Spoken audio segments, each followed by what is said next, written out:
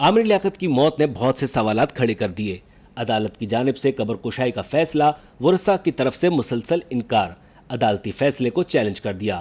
علماء کا فتویٰ سامنے آ گیا، دانیہ ملک کے لیے مشکلات بھی بڑھ گئیں۔ حقیقت کیا ہے؟ پنجاب فورنسک لیب سے کیمیکل ایگزامینیشن کرانے کی درخواست بھی کر دی گئی۔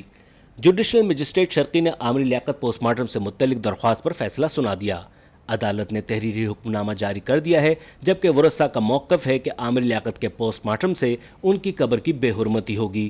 تحریری حکم میں لکھا گیا ہے کہ کوئی شک نہیں کہ ورثاء عامر لیاقت کی قبر کے وارث ہیں، لیکن جب موت مشکوک ہو اور جرم کا بھی خدشہ ہو تو انصاف کے نظام کو حرکت میں آنا چاہیے۔ پس پردہ حقائق کو سامنے لانا ہوگا۔ پولیس سرجن کے مطابق لاش کے فزیکل ایگزام سے موت کی اصل وجہ پتہ نہیں چلتی ہے، اس لیے واضح ہے کہ عامر لیاقت کی وجہ موت تاحال معلوم نہیں ہو سکی۔ عامر لیاقت کی موت کی وجہ پتہ نہ چلنا سوال پیدا کرتی ہے کہ موت قدرتی ہے یا نہیں۔ عدالت اس نتیجے پر پہنچی ہے کہ عامر لیاقت کا پوسٹ مارٹم ناگزیر ہے تاکہ شکوک و شبہات کے بادل چھٹ سکیں۔ عدالت نے سیکٹری صحت کو میڈیکل بورڈ تشکیل دینے کی ہدایت کر دی ہے۔ میڈیکل بورڈ پوسٹ مارٹم کی تاریخ کا تعین کرے گا۔ میڈیکل بورڈ کی تشکیل سے متعلق عدالت کو بھی آگاہ کیا جائے گا۔ عدالت نے ایس ایچ او بریگیڈ کو ہدایت جاری کی ہے کہ میڈیکل بورڈ کی تشکیل سے متعلق آگاہ کیا جائے۔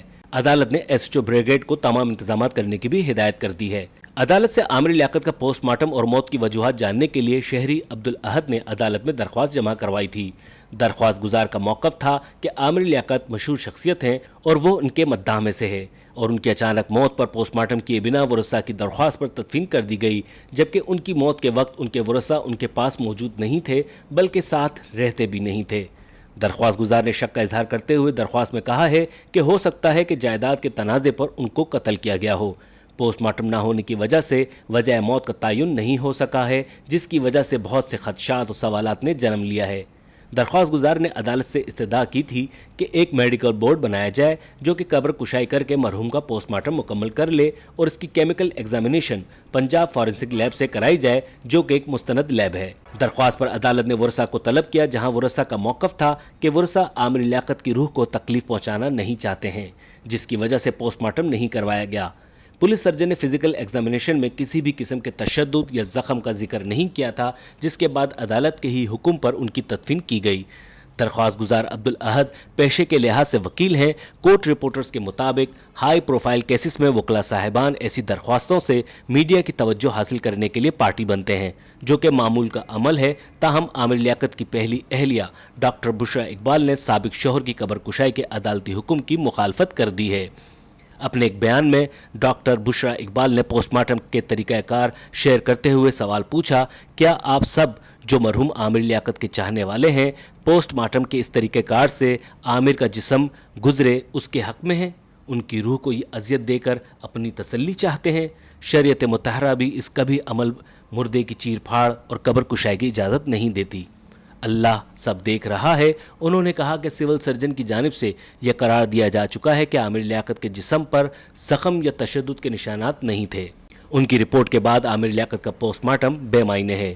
جو لوگ دعویٰ کرتے ہیں کہ پوسٹ مارٹم کروا کر وہ عامر کو انصاف دلوائیں گے، وہ اس وقت کہاں تھے جب وہ خود انصاف مانگ رہے تھے اور ان کی عزت کو تار تار کیا گیا؟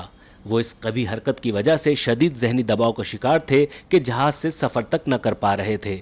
پوسٹ مارٹم کے غرض سے قبر کشائی پر جامعہ العلوم اسلامیہ بنوری ٹاؤن کا فتویٰ ہے کہ انسان کے مرنے کے بعد بھی اس کی روح اور جسم کا باہمی ایسا تعلق رہتا ہے جس پر قبر کے عذاب یا انعام کا مدار ہوتا ہے۔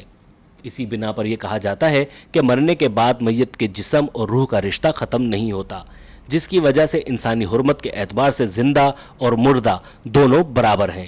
چنانچہ جس طرح زندہ انسان کو اس کی عزت اور شرافت کی بنا پر تکلیف دینا جائز نہیں، اسی طرح موت کے بعد بھی اس کو تکلیف دینا جائز نہیں ہے۔